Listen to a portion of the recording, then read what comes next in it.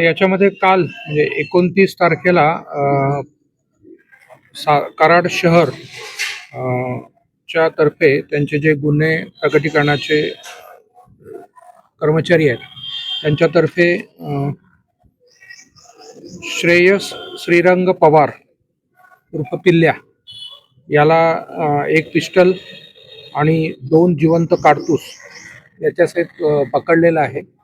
याच्यामध्ये मुख्य गोष्ट अशी आहे की एक म्हणजे एक मोबाईल शॉपी SS येथे अखिल नलावडे याचा एक मृत्यू झाला होता. त्या गुन्ह्यामध्ये जे आरोपी आहेत अजिम मुल्ला याला मारायचं होतं आणि हा जो मयत आहे त्यातला अखिलेश नलावडे ह्याचा हा मित्र आहे श्रेयस पवार आणि त्याचा बदला घेण्याकरता अशी त्याची इच्छा होती.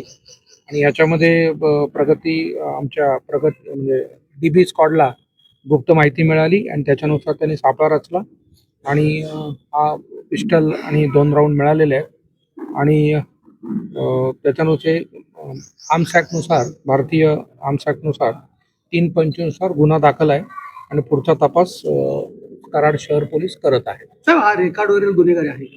नाही, याच्या विरुद्ध आधीचे कोणतेही गुन्हे नाही आहेत. याच्यासोबत अजून कोणी साथीदार वगैरे नाही, आता हे तपासाचा भाग आहे. त्याच्यामध्ये आम्ही PC घेऊ.